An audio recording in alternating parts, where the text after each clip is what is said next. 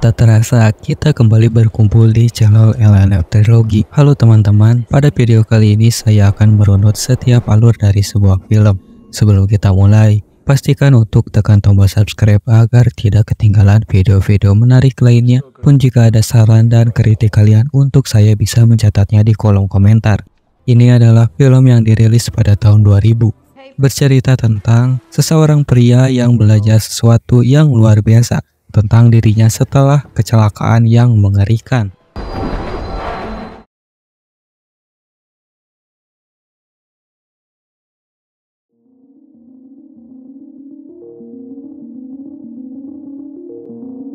Matahari senja menyinari saat Pris Elia lahir di barat Philadelphia. Bayi ini menjadi pusat perhatian seketika, membuat dokter yang memeriksanya tercengang. Keheranan melingkupi ruangan itu, seolah-olah tak percaya dengan apa yang mereka lihat. Bayi Pris Elia hadir ke dunia dengan keadaan yang tak lazim. Wajah dokter memperlihatkan kebingungan yang mendalam, seakan mencoba memahami misteri di balik kondisi yang dialami bayi itu. Timbul dugaan bahwa mungkin seseorang telah tidak sengaja menyebabkan cedera pada bayi yang baru lahir ini. Bahkan, seseorang dokter berpengalaman sekalipun belum pernah menyaksikan kejadian serupa sebelumnya. Dalam kepanikan, dokter meminta bantuan segera, memerintahkan seseorang untuk segera memanggil ambulans. Kehadiran mereka diharapkan dapat memberikan pertolongan yang cepat dan menyelamatkan kehidupan si kecil Pris Elia. Bayi ini tampak begitu rapuh, seolah-olah terlahir ke dunia dengan kelemahan yang tak terduga. Tangan dan kaki mungilnya patah, memberikan gambaran tragis tentang perjuangan yang telah dihadapi sejak saat pertama kali melangkah ke dunia luar dari rahim. Ibunya di samping ranjang terlihat ketakutan dan penuh dengan air mata. Tangisan ibu yang tak dapat menahan kecemasan meresap ke dalam ruangan, menciptakan suasana yang syarat emosi. Melihat dokter yang khawatir, hati ibu Pris Elia terasa teriris oleh keputusasaan. Kita kembali ke tokoh utama dari film ini.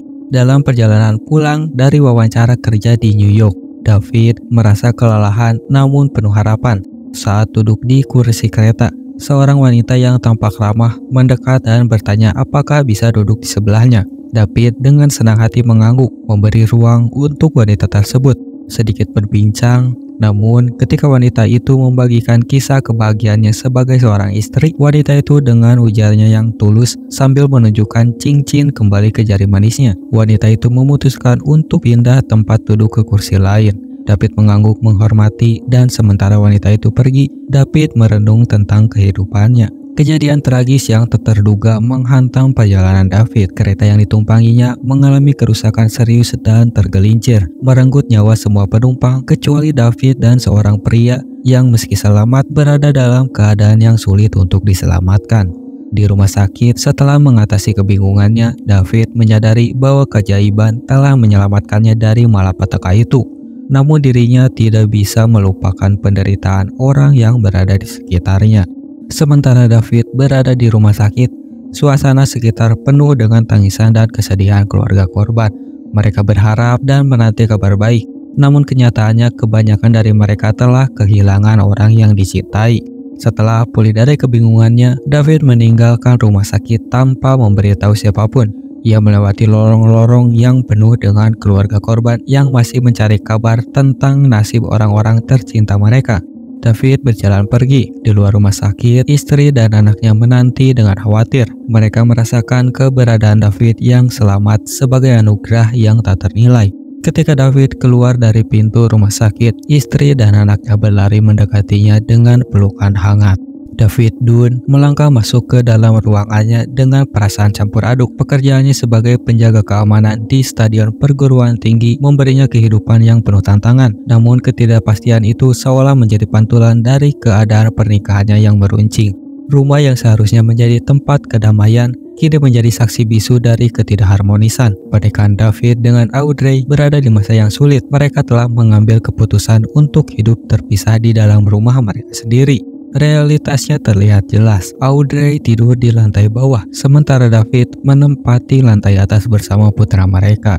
Setelah menghadiri upacara penghormatan yang begitu mengharukan bagi para korban kecelakaan, David merasa penasaran ketika menemukan sebuah pesan terselip di antara kaca depan mobilnya terkait dengan sebuah toko bernama Limited Edition, yaitu toko Elia. Pesan tersebut mengajukan pertanyaan, berapa hari dalam hidup kamu merasa pernah sakit? Dengan perasaan bingung dan rasa ingin tahu yang mendalam, David mencoba mengidentifikasi siapa yang telah meninggalkan pesan tersebut di tempat yang begitu tidak terduga. Namun, meskipun ia berkeliling mencari, tak seorang pun tampak di sekitar untuk memberi petunjuk. David memutuskan untuk bertanya pada bosnya dan sekretaris di sana untuk mencari tahu lebih lanjut tentang pesan misterius tersebut. Meskipun dengan tekun bertanya, sayangnya baik bosnya maupun stafnya tidak memiliki ingatan tentang David pernah mengalami masa sakit. Malah dengan kebingungan yang terjadi, bosnya justru memutuskan untuk menaikkan gaji David, mengira bahwa itulah yang diinginkan oleh David. Selain menanyakan kepada bosnya, David juga memutuskan untuk mengajukan pertanyaan yang sama kepada istrinya. Namun, dengan keheranan yang sama, istrinya juga tidak memiliki ingatan mengenai David pernah mengalami sakit sepanjang 3 tahun hidup bersama di rumah tersebut. Kegagalan mendapatkan jawaban dari dua orang terdekatnya semakin menambah misteri di sekitar pertanyaan dari catatan limited edition tersebut. David kini merasa semakin terdorong untuk menemukan sumber pesan tersebut dan memahami makna sebenarnya di balik pertanyaan yang diajukan. Seiring berjalannya waktu, di masa sekolah, Elia mengalami ejekan dan panggilan tak menyenangkan dari teman-teman sekelasnya yang menyebutnya Mr. Glass karena tubuhnya yang sangat rapuh. Masa dewasa membawanya ke jalur yang tak terduga. Sebaliknya, kelemahan fisiknya menjadi kekuatannya. Dengan tekad yang kokoh, Elia menapaki jalan yang tak terduga menjadi pemilik dan pengelola galeri seni unik yang mengkhususkan diri pada gambar asli pahlawan super dari buku komik berharga tinggi. Galerinya menjadi tempat yang memikat, memamerkan seni-seni yang menceritakan kisah-kisah heroik dan kekuatan luar biasa, menggambarkan kehebatan karakter-karakter pahlawan super yang menjadi inspirasinya. Melalui perjalanan hidupnya, Elia membuktikan bahwa kelemahan yang pernah menjadi ejekan pada masa kecilnya kini menjadi daya tarik dan keindahan tersendiri. Galerinya bukan hanya tempat untuk menghargai seni visual, tetapi juga tempat untuk keberanian dalam menghadapi cobaan hidup. Sebagai seorang pahlawan super di dunia nyata, ia menunjukkan bahwa kelemahan fisik bukan penghalang untuk memiliki kehidupan yang luar biasa. Elia tengah mengenang komik pertamanya yang menjadi pemicu keberaniannya. Saat itu, seseorang menawar untuk membeli komik tersebut, tapi reaksi Elia tak terduga. Ia merasa marah, alasannya cukup khusus, yaitu karena komik tersebut akan dijadikan hadiah untuk seorang anak berusia 4 tahun. Menurut Elia, bukanlah usia yang tepat. Baginya, karya seni yang terdapat dalam komiknya mungkin belum sepenuhnya bisa dipahami oleh anak kecil seumur itu. Elia pun merasa bahwa karyanya memiliki makna yang lebih mendalam yang bisa diresapi oleh khalayak yang lebih dewasa. David membawa putranya ke toko edisi terbatas di mana ia bertemu dengan Elia. David menjelaskan bahwa ia menemukan kertas di mobilnya yang berasal dari toko tersebut. Namun, Elia merasa senang hati menceritakan cerita di balik komiknya kepada David dan putranya. Komik tersebut menjadi begitu penting bagi Elia karena mencerminkan perjalanan hidupnya yang tidak mudah. Hampir sepertiga hidupnya dihabiskan terbaring di ranjang karena tulangnya yang rapuh. Komik bukan hanya sekedar karya seni baginya. Komik menjadi semacam ungkapan dari pengalaman hidup yang menghadapi tantangan besar. Elia menjelaskan teorinya kepada David dengan penuh semangat. Menurutnya, jika Elia bisa dilahirkan dengan tulang yang rapuh dan rentan terluka, maka seharusnya ada seseorang yang mengalami hal yang sebaliknya. Elia telah melakukan penelitian menyeluruh, memeriksa setiap bencana untuk menemukan satu-satunya individu yang selamat tanpa cacat atau luka. Usahanya selama bertahun-tahun tidak membuahkan hasil hingga ia menemukan jawabannya dalam diri David Dunn. Elia meyakini bahwa David memiliki kekuatan atau keistimewaan yang membuatnya tidak terpengaruh oleh bencana atau kejadian yang dapat melukainya. David merupakan hasil dari orang yang tidak bisa terluka yang selama ini ia cari. Menurut Elia, menjelaskan teorinya dengan antusias. Meskipun Elia menjelaskan teorinya dengan antusias, David merasa itu menarik. Namun dalam hatinya, lebih cenderung menganggap Elia sebagai orang yang memiliki pandangan yang tidak waras atau gila. Meskipun teori Elia terdengar unik bagi David, itu lebih terasa seperti sesuatu bentuk delusi atau hayalan yang tidak masuk akal. Sesaat setelah David dan anaknya pulang ke rumah, Rasa penasaran mendorong David untuk kembali membaca semua kejadian yang pernah dialaminya yang terdokumentasi di koran. David merenungkan setiap berita dan laporan yang melibatkan dirinya. Melalui sorot mata yang serius, David mencoba memahami bagaimana kejadian-kejadian tersebut dapat terkait dengan teori Elia. Sementara itu, di saat yang bersamaan, istrinya memberikan pengakuan yang berarti. Dengan penuh pertimbangan, Audrey menyatakan keinginannya untuk mencoba mengubah sikapnya yang selama ini. Kejadian kereta terakhir kali yang membahayakan David membuatnya merenung dan menyadari bahwa ini adalah suatu keajaiban, bahwa David bisa bertahan hidup. Pernyataan ini menciptakan momen bagi keduanya. Kembali ke stadion, David menerima telepon yang memberitahukan bahwa ada seseorang yang mencoba menyelinap masuk dan mencari David. Ternyata orang itu adalah Elia. Elia dengan penuh semangat mulai menjelaskan teori yang terkandung dalam buku komiknya kepada David lagi. Teorinya membahas tentang manusia biasa yang memiliki potensi luar biasa dan dapat menjadi pahlawan super tanpa menyadari kekuatan yang mereka miliki. Elia meyakini bahwa ada kekuatan tersembunyi di setiap orang, dan cerita-cerita pahlawan super hanya merupakan simbol dari potensi yang ada dalam diri manusia biasa. Pada titik ini, Elia berusaha meyakinkan David tentang keistimewaan yang dimilikinya. David menabrak seseorang pria dalam antrian dan segera memberitahu petugas keamanan di ujung antrian untuk segera memeriksa orang itu. Seiring dengan instruksi David, petugas keamanan mulai menggeledah barisan orang-orang di sana. Tapi orang tersebut menyadari dan kemudian meninggalkan barisan. Elia yang menyaksikan kejadian ini bertanya kepada David tentang apa yang terjadi. David menjelaskan bahwa ketika ia menabrak pria tersebut, ia melihat gambaran seolah-olah pria itu membawa suatu jenis senjata atau pistol. David kembali ke rutinitas kerjanya, sementara Elia mengikuti pria yang ditabrak oleh David. Mereka menuruni tangga yang panjang. Namun sayangnya, Elia mengalami kecelakaan tragis. Saat terjatuh, kakinya patah dan beberapa tulang lainnya patah. Pada saat-saat terakhir sebelum kehilangan kesadaran, Elia melihat pistol yang seperti yang digambarkan oleh David saat insiden di antrian. Kejadian ini mengkonfirmasi bahwa Elia benar, dan David sebenarnya memiliki kemampuan istimewa untuk melihat atau merasakan ancaman sejak insiden tersebut. Kembali ke rumah, David memutuskan untuk berolahraga di ruang bawah tanahnya, menggunakan beban besi terberat yang biasa dia angkat. Saat mengangkatnya, David merasa bahwa beban tersebut lebih berat dari biasanya. Anaknya mencoba untuk mengurangi beban, tapi justru menambahnya tanpa memberitahu. Meskipun putranya percaya pada cerita Elia tentang kemampuan istimewa David, David sendiri masih meragukannya. David terus menambah beban hingga menggunakan semua besi yang ada di sekitarnya. Namun rasa penasaran dan tekadnya tidak berakhir di situ saja. Dengan keinginan untuk menguji sejauh mana kemampuannya, David bahkan menambahkan kaleng cat untuk memberikan beban tambahan. Keheranan dan kekaguman memenuhi ruangan saat David mampu mengangkat beban yang mencapai 160 kg. David dan anaknya tercengang melihat prestasi yang luar biasa ini, menyadari bahwa David sebenarnya memiliki kekuatan yang belum pernah diketahui sebelumnya. Elia membutuhkan rehabilitasi untuk kakinya, dan perawatnya adalah Audrey, yang tak lain adalah istri David. Elia memanfaatkan kesempatan ini untuk bertanya tentang David, sambil menjelaskan kisah masa lalu mereka saat mereka masih pacaran.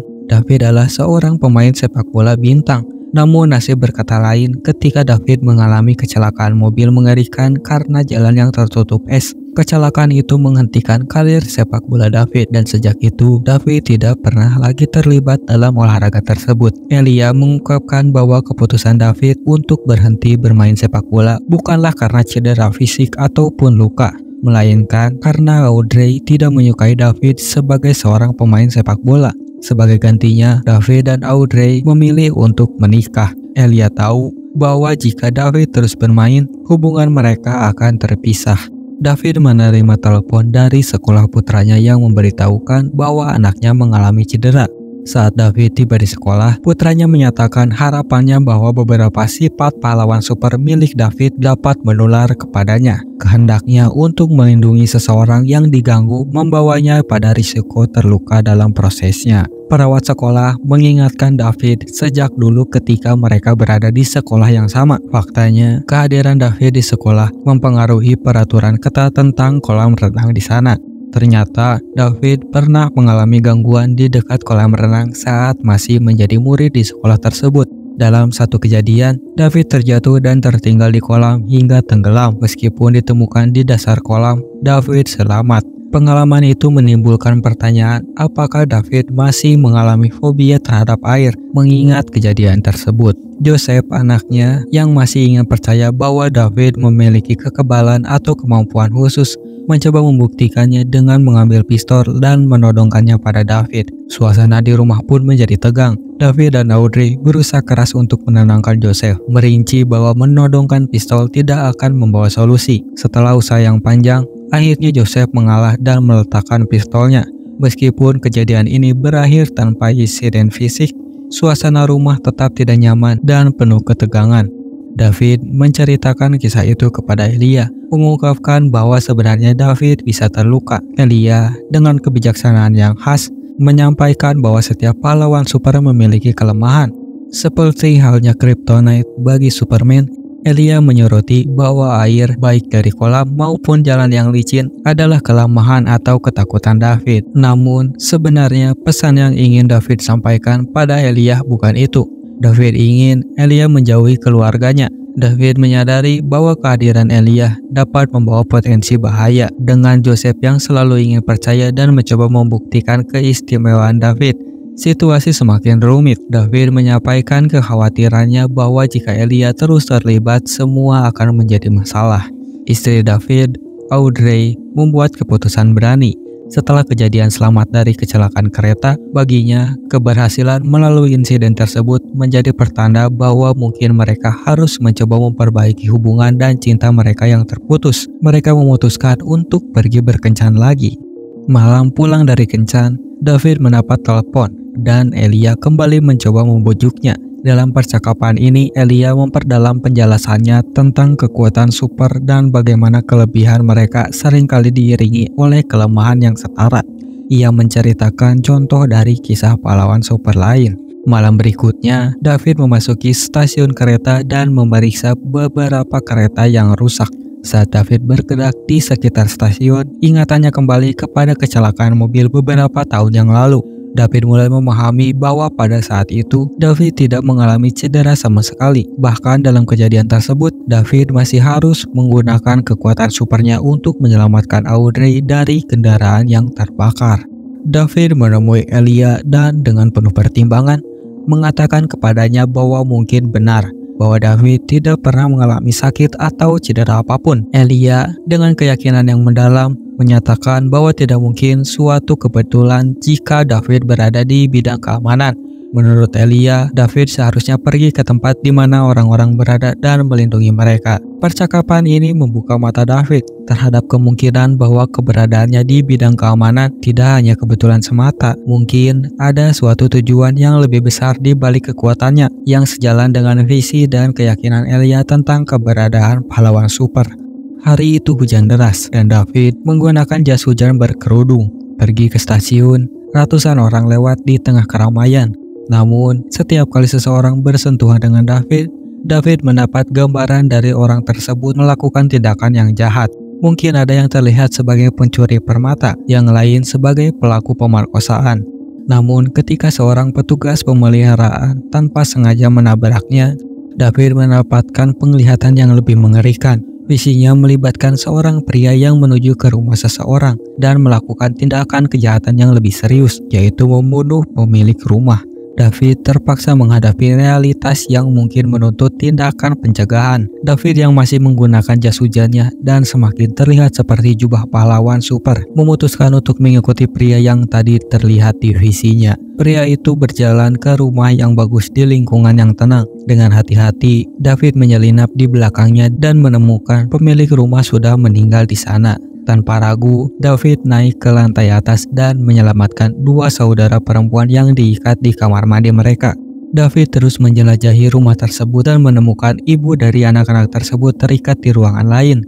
Jendela terbuka dan saat David melihat keluar, David menyadari bahwa situasi ini lebih serius daripada yang dia pikirkan. Saat berbalik, seorang pekerja pemeliharaan mendorong David keluar jendela. David mendarat di kolam halaman belakang yang dilapisi dengan penutup musim dingin seperti terpal.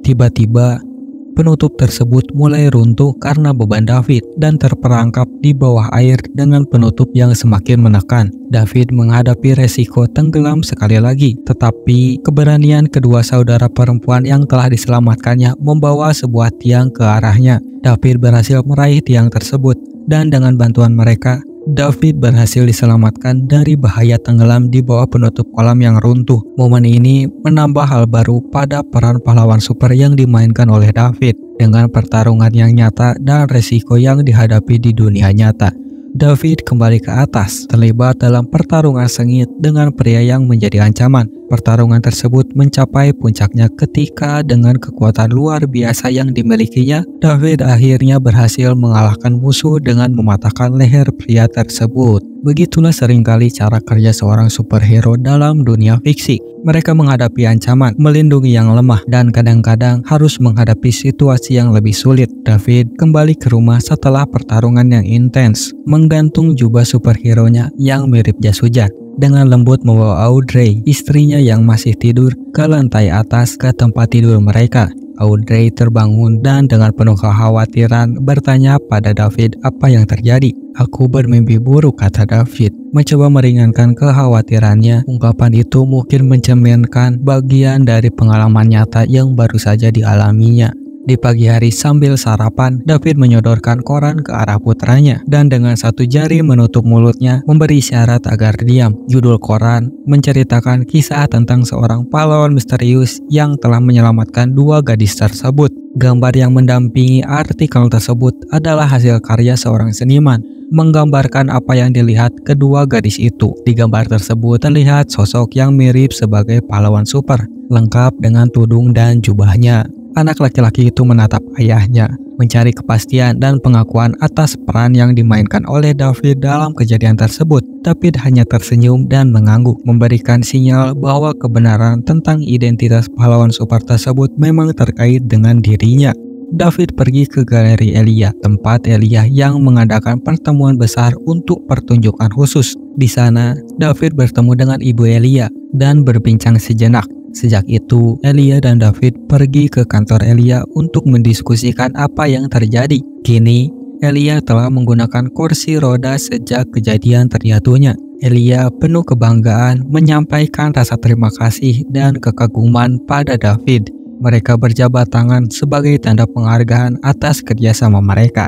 Tiba-tiba, suasana dalam kantor Elia berubah menjadi serius. Sambil berjabat tangan dengan Elia, David tiba-tiba mendapatkan serangkaian penglihatan yang membingungkan. Pertama, David melihat Elia membakar sebuah gedung. Kemudian, Elia menjadi penyebab kecelakaan pesawat dan akhirnya David menyaksikan Elia keluar dari pengemudi mobil David dan juga dari kereta api. David merasa ngeri dan terguncang oleh apa yang baru saja dia saksikan. David segera menoleh ke sekeliling kantor Elia dan melihat clipping surat kabar yang menunjukkan ratusan bencana dari seluruh dunia. Secara perlahan, David menyadari bahwa Elia adalah dalang di balik semua peristiwa ini dan telah merencanakannya demi keuntungan egoisnya sendiri. Terkejut dan kekecewaan ada di wajah David menghadapi kenyataan pahit bahwa seseorang yang sebelumnya dianggapnya sebagai teman dan mitra memiliki motif tersembunyi. Sama seperti dalam cerita komik, setiap penjahat yang jahat membutuhkan musuh yang layak, dan Elia akhirnya menemukan dalam diri David.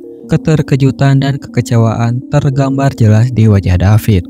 Menyadari bahwa orang yang selama ini dianggapnya teman dan mitra sebenarnya adalah otak di balik serangkaian peristiwa tragis yang telah terjadi. David mundur dengan ngeri saat Elia yang duduk di kursi rodanya menampilkan sisi kejamnya yang selama ini tersembunyi. "Mereka memanggilku Mr. Glass," ujar Elia Blins, merinci identitas atau julukannya. Pada akhirnya, Terungkap bahwa David menghubungi pihak berwenang setelah menyadari rencana jahat yang dirancang oleh Elia. Sebagai hasilnya, Elia sekarang berada di lembaga kriminal gila, tempat di mana Elia tidak lagi dapat merancang dan melaksanakan skema kejahatannya. Kita tiba di akhir perjalanan melalui alur film ini. Terima kasih sudah menyempatkan waktu untuk mendengarkan cerita film bersama channel LNF Trilogy. Jangan lupa tinggalkan komentar di bawah, berikan pendapat kalian, dan tentu saja subscribe untuk terus mendapatkan konten-konten menarik dari channel ini. Terima kasih, sampai jumpa di video berikutnya.